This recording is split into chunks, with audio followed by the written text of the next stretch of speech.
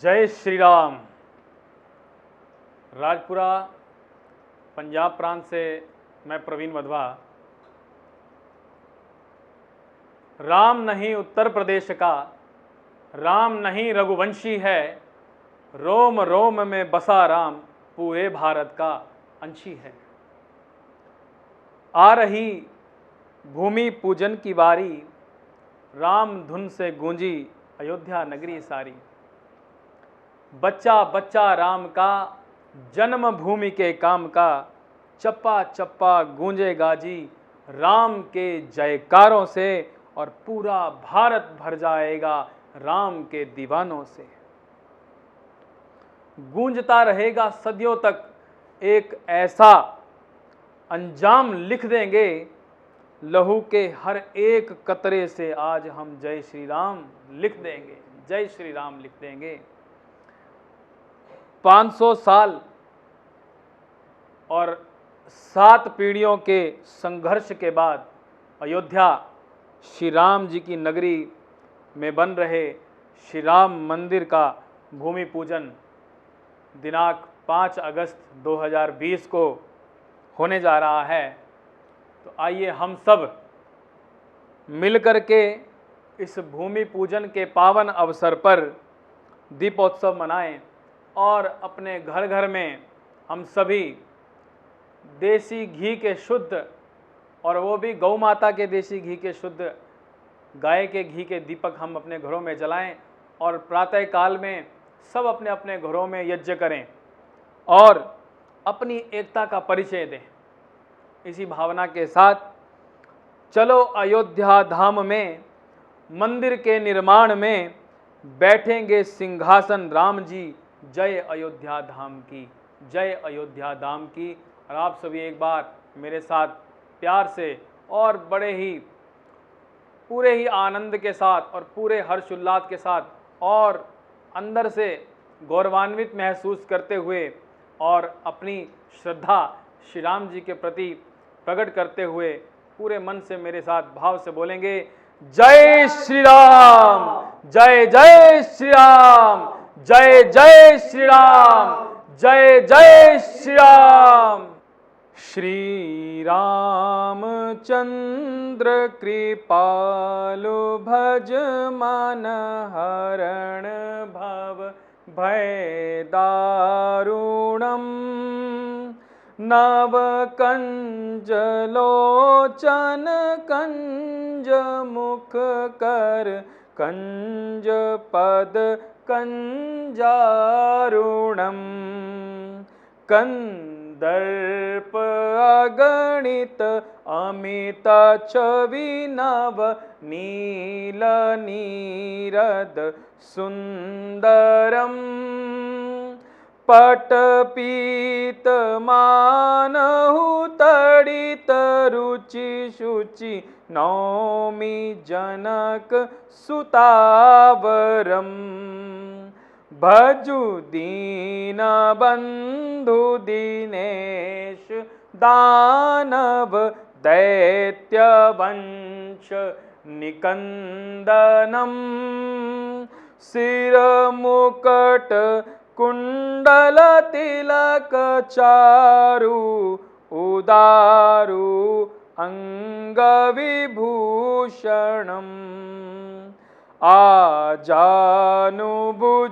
Sir चाप धर संग्राम जित खरदूषणम,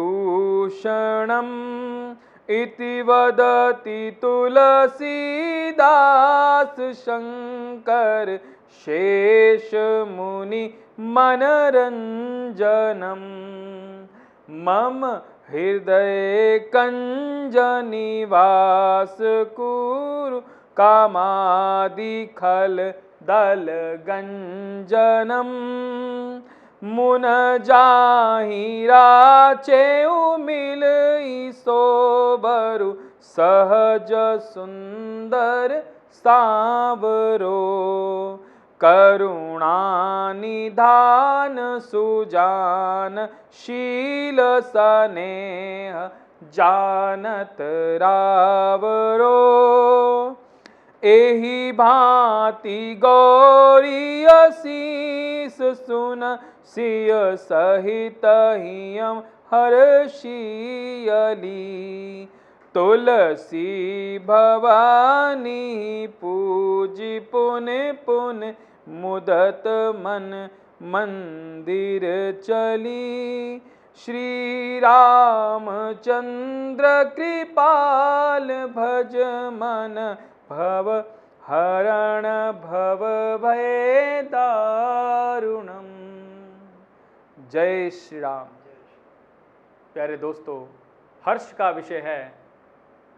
बहुत तपस्या के बाद, लगभग 7 पीढ़ियों के बाद, 500 वर्षों की इस तपस्या के बाद, हमारे पूर्वजों की तपस्या के बाद आज बहुत ही हर्ष का विषय है कि श्री राम मंदिर का निर्माण बहुत ही हर्षोल्लास के साथ, बड़े ही प्यार से और बड़ी श्रद्धा से पूरा भारतवर्ष ही नहीं बल्कि पूरा विश्व इस समय का पूरा आनंद ले रहा है। वो सुंदर पल, वो सुंदर घड़ियां आ गई हैं जब श्री राम लला जी का मंदिर बनने जा रहा है और इसका शिलान्यास 5 अगस्त 2020 को होने जा रहा है।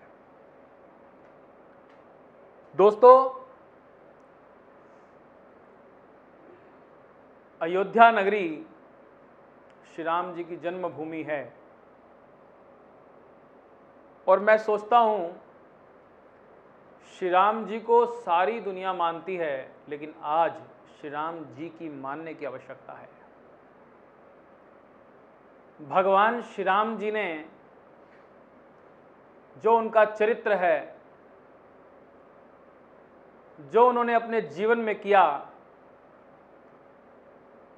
जैसे उन्होंने अपने माता पिता की आज्ञा को माना और पूरे समाज से, पूरी प्रजा से प्यार किया और खाली व्यक्तियों से प्यार नहीं किया, खाली प्रजा से प्यार नहीं किया, पशुओं से भी प्यार किया। इस सृष्टि के हर एक प्राणी से प्यार की भावना जो उनके मन में थी बड़ी पूजनीय है, बड़ी श्रद्धा योग्य है। तो मैं सोचता हूं कि आज हमें श्री राम जी को मानने से ज़्यादा श्री राम जी की जो बातें उनके जीवन में हैं, उनके चरित्र, उसको मानने की आवश्यकता है। बहुत सुंदर समाज की दशा को हम बना सकते हैं श्री राम जी के चरित्र को लेकर के, उनके जीवन को लेकर के, उनके जीवन की इतनी सारी घटनाओं को लेकर के। अगर हम अपने बच्चों को ऐसी शिक्षाएं देंगे तो निश्चित रूप से हमारा ये समाज बहुत सुंदर बनेगा। लेकिन आज किसी के पास समय ही नहीं है बच्चों को अच्छी बातें बताने का, कम से कम सुंदर सुंदर कहानियां सुनाने का। ऐसा हमारे पास समय ही नहीं है, न माँ के पास समय है, न बाप के पास समय है। और बच्चे हमारे गलत रास्तों पे जा रहे हैं। बच्चों को मोबाइल लेकर देते हैं हम, बड़े महंगे महंगे मोबाइल।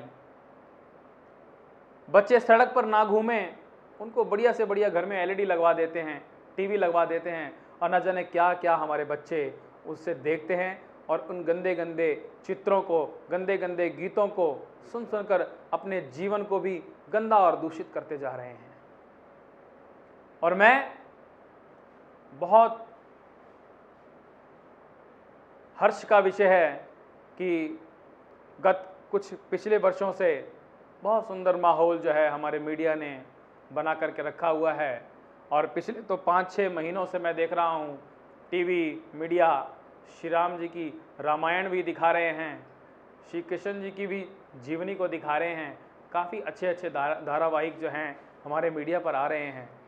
तो मैं सब माता पिता से यह प्रार्थना करूंगा कि ज़रूर अपने अपने घरों में ऐसे चैनलों को बढ़ावा दें जो रामायण दिखाएं, जो महाभारत दिखाएं, जो श्री कृष्ण जी दिखाएं, झांसी की रानी, वीर शिवाजी, भगत सिंह, राजगुरु, सुखदेव, इन सब की जीवनियों को दिखाएं। ऐसे ऐसी जीवनियों को अपने बच्चों को दिखाएं, बच्चों को पढ़ाएं, बच्चों को ज्ञानवर्धक बातें बताएं, बच्चों को रामायण के छोटे छोटे वृत्तांत को पढ़ करके बताएं। अपने घर में रामायण पढ़ें, अपने घर में गीता पढ़ें, कितना सुंदर माहौल हो सकता है इस सारी सृष्टि का। और हम ज़्यादा नहीं तो केवल और केवल अपने परिवार में ही अच्छा माहौल बनाएंगे, क्योंकि जब एक व्यक्ति अच्छी बातें सीखता है तो जब 4 व्यक्ति घर के अच्छे सीखेंगे तो एक अच्छे परिवार का निर्माण होगा। और जब ऐसे अच्छे अच्छे परिवारों का निर्माण हो जाएगा तो एक सुंदर समाज का निर्माण होगा, एक सुंदर नगर का निर्माण होगा। और ऐसे ही जब सब नगर अच्छे हो जाएंगे तो एक सुंदर देश का निर्माण होगा। और जब सब देश अच्छे हो जाएंगे तो ऐसे ही एक अच्छे विश्व का निर्माण होगा।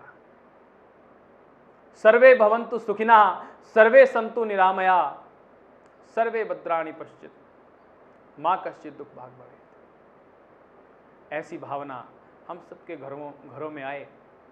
और एक सुंदर वृत्तांत मेरे दिमाग में आ रहा है। आजकल मैंने देखा कई घरों में माँ बाप तो बहुत जल्दी उठ जाते हैं सुबह सुबह, लेकिन अपने बच्चों को नहीं उठा पाते हैं। अपने बच्चों को आज तक प्रेरणा दी ही नहीं कि वे भी जल्दी उठा करें सुबह सुबह। और सुनिए, प्रातःकाल जो व्यक्ति सुबह जल्दी उठता है, ऐसा हमारे महापुरुष, हमारे पूर्वज ने हमें कहा कि उस व्यक्ति का भाग्य उदय होता है। और जो व्यक्ति सूर्य उदय होने के बाद तक सोया रहता है, उसका भाग्य अस्त हो जाता है। एक बहुत सुंदर वृत्तांत मैं आपको बताता हूं। जब श्री राम जी अयोध्या नगरी को छोड़ करके 14 साल वनवास के लिए जा रहे थे, तो उस समय भरत को जब पता लगा तो भरत जी श्री राम जी के पास गए और अश्रुओं की धारा बह रही है और रोते हुए बोल रहे हैं, भैया आपको 14 साल से वनवास भेजने के लिए मेरी कोई भी ऐसी मंशा नहीं थी, मेरी कोई भी इच्छा नहीं थी। और मैं सत्य कहता हूं भैया, मुझे वो पाप लगे जो सुबह सूर्य उदय होने के बाद उठने वाले व्यक्ति को लगता है। आपको वनवास भेजने के पीछे मेरी कोई इच्छा नहीं, कोई मंशा नहीं। मैंने इतना घोर पाप समझा जाता था। और भरत जी ने स्वयं यह कहा कि मुझे वो पाप लगे भैया जो पाप सुबह सूर्य उदय होने के बाद उठने वाले को लगता है। इतना घोर पाप। तो ऐसी घटनाओं से हमें प्रेरणा लेना। और राम जी के जीवन में तो न जाने ऐसी कितनी घटनाएं हैं जिनको पढ़ करके, अपने बच्चों को सुना करके हम उनके जीवन को महान बना सकते हैं। तो दोस्तों, आज बहुत ज़्यादा ज़रूरत है, आप भगवान राम को तो मानेंगे, लेकिन उनकी, राम जी की भी मानना है। जो उनकी बातें हैं उनको मानना है। उनके भ्रातृभाव को देखें, कितना स्नेह भाइयों में परस्पर था, कितना स्नेह। और आज भाई भाई का दुश्मन हो गया है।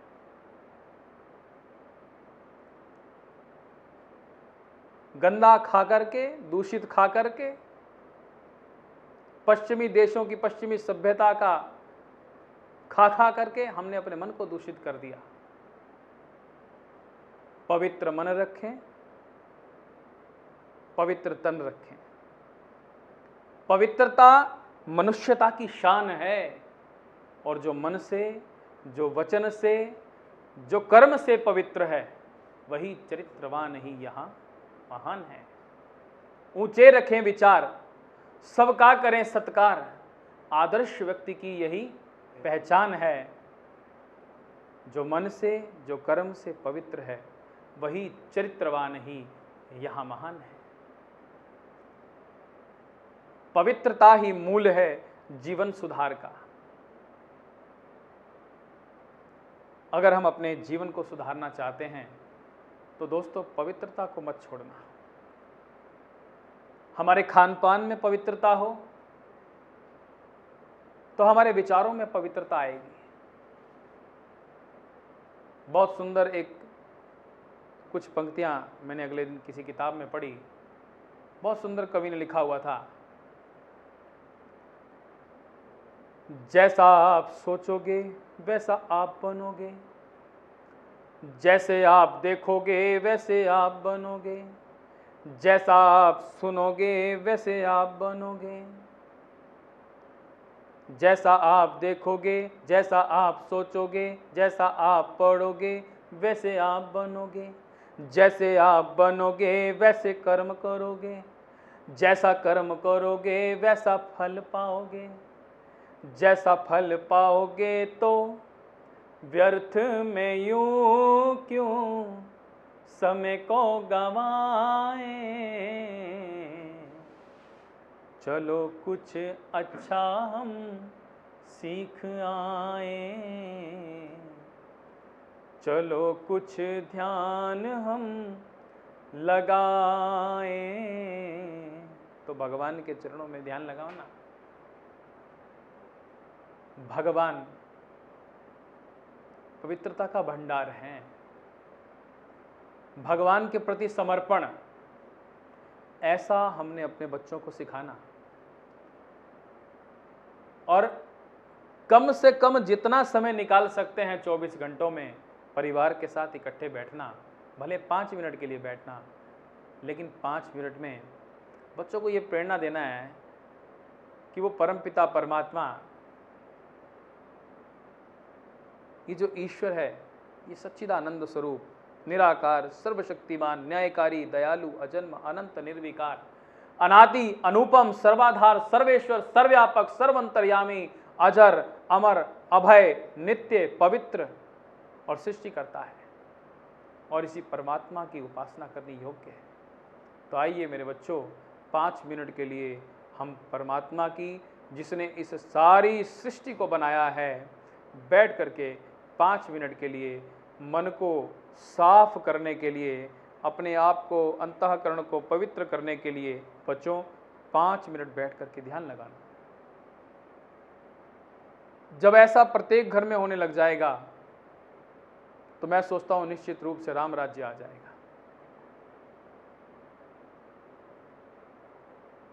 श्री राम जी का अपने पिता के प्रति समर्पण, अपने पिता के प्रति सेवा का भाव, और पिता ने आज्ञा भी नहीं दी वनवास जाने के लिए अभी, लेकिन फिर भी जब पता लगा कि पिता ने ऐसा वरदान दिया हुआ है माँ को, और उन्होंने बदले में ये मांगा है कि राम को 14 वर्ष के लिए वनवास भेजना है और भरत को राजगद्दी देनी है, जब ऐसा पता लगा तो पिताजी से आज्ञा लिए बिना ही कह दिया कि मैं तो वनवास के लिए जा रहा हूँ पिताजी।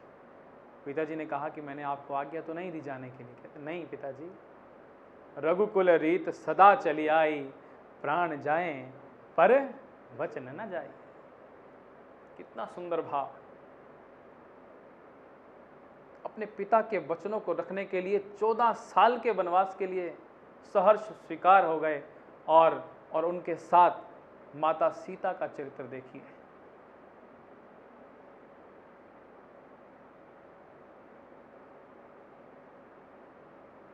बहुत तपस्यामय जीवन श्री राम जी का।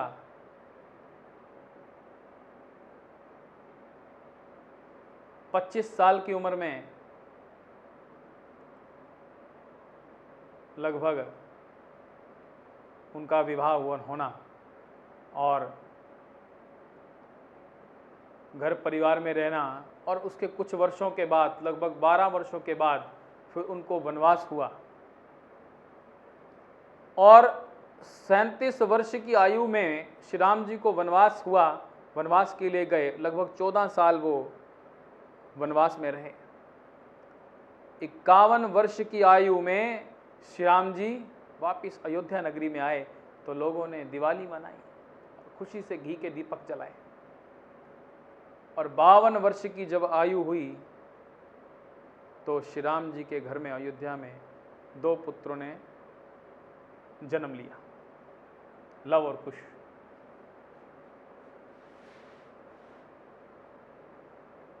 बहुत सुंदर, न जाने कितने ऐसे वृत्तांत भरे हुए हैं श्री राम जी के जीवन के। तो दोस्तों, आज हमें ज़रूरत है, और जैसा कि सरकार ने कहा है कि लगभग 3 वर्ष लगेंगे इस सुंदर नगरी को बनाने में, अयोध्या नगरी को बनाने में, और बड़े ही दिल, बड़े ही मेहनत के साथ और बड़े ही ज़ोर शोर के साथ देश का हर एक नागरिक इसमें लगा हुआ है। कोई न जाने कहां कहां से नदियों का जल इकट्ठा लेकर के अभिषेक करने के लिए जा रहा है। कुछ गौशालाओं से लोग गौशाला की मिट्टी लेकर के अयोध्या नगरी में पहुंच रहे हैं मंदिर के निर्माण के लिए। न जाने कितनी कितनी तैयारियां लोगों ने कर रखी हैं, और देश के हमारे सभी संत लगे हुए हैं इस कार्य में, और न जाने कितना कितना उन्होंने अपनी मेहनत के खजाने में से न जाने कितना कितना धन लोगों ने दिया कि इस सुंदर नगरी के निर्माण में कोई कमी नहीं रहनी चाहिए। और सरकार भी बड़े ही दिल से और पूरे हृदय को खोल करके इस नगरी की शोभा बढ़ाने में लगी हुई है। और बहुत हर्ष का विषय है, मुझे पता चला कि अंदर बहुत अच्छे सरोवर का निर्माण होना है, अयोध्या नगरी में एक बहुत विशाल गौशाला का भी निर्माण होना है, ऐसा हमें पता चला है। तो भव्य आनंद होगा, और भगवान हमें सद्बुद्धि दे, भगवान हमें ताकत दें, ताकि हम भी अपने जीवन में अयोध्या नगरी को ऐसा देख पाएं। श्री राम जी के दर्शन जरूर करके हैं, और अपने बच्चों को रामायण पढ़ाएं, उनकी नगरी में जाकर के पवित्र सरयू नदी में नहा करके, स्नान करके, तो क्या बात है।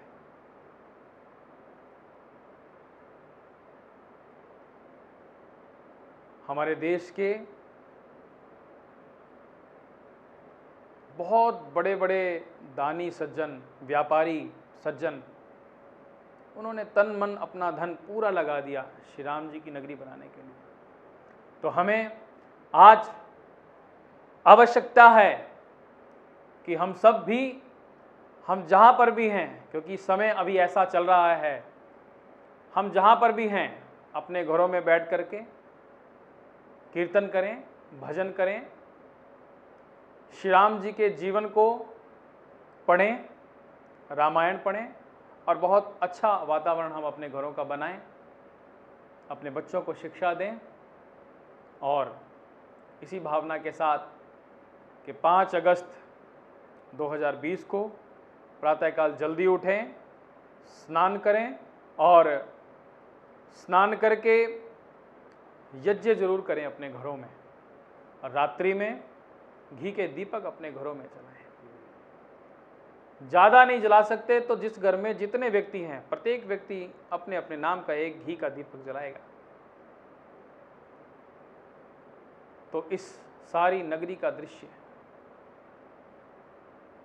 शोभायमान होगा। आप सभी अपने अपने घरों में देसी गाय के घी से दीपक जलाएं।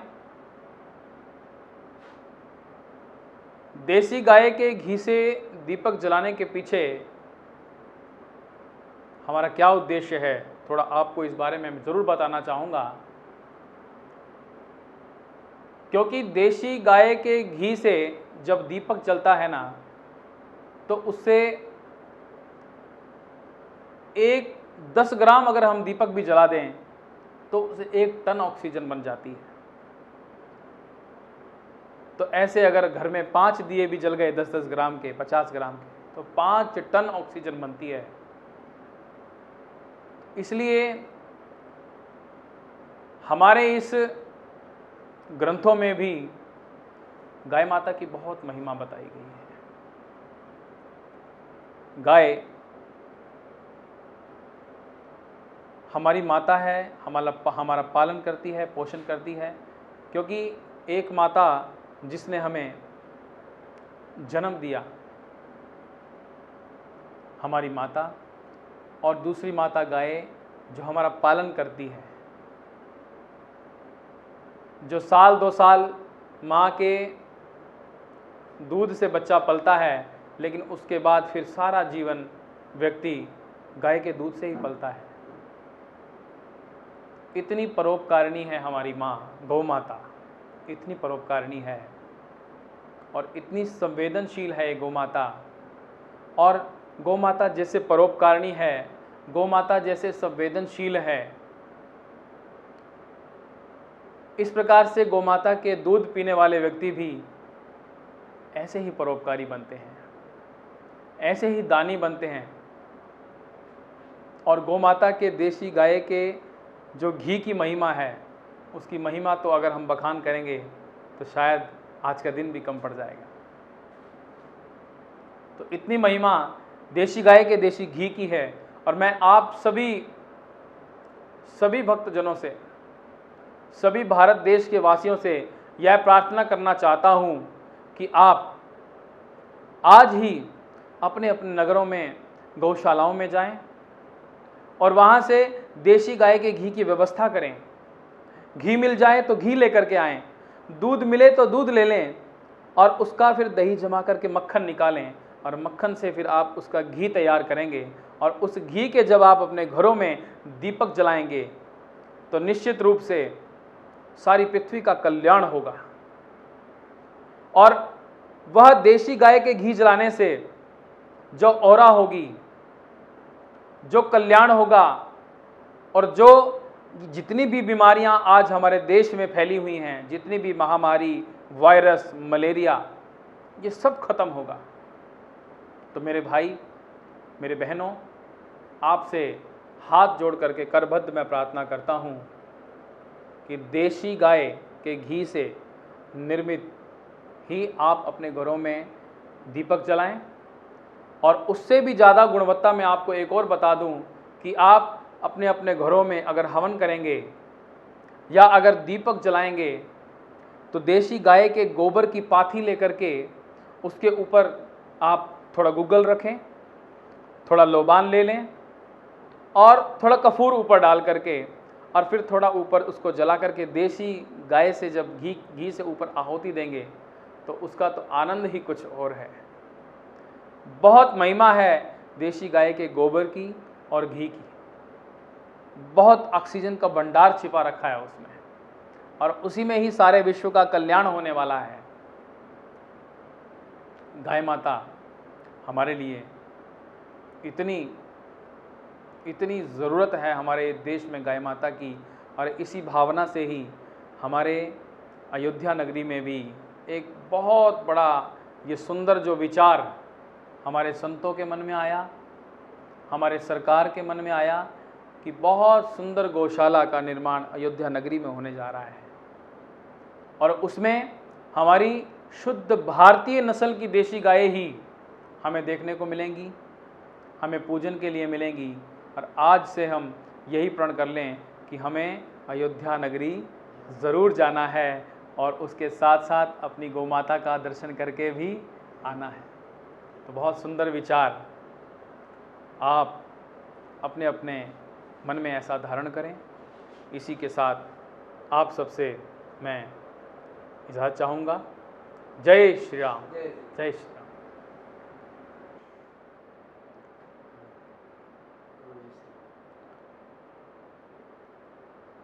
सेवा है अज कुंड समिधासम हम जलें, सेवा है अज कुंड समिधासम हम जलें, धैर्य महासागर में सरित रूप हम मिलें, धैर्य महासागर में सरित रूप हम मिलें।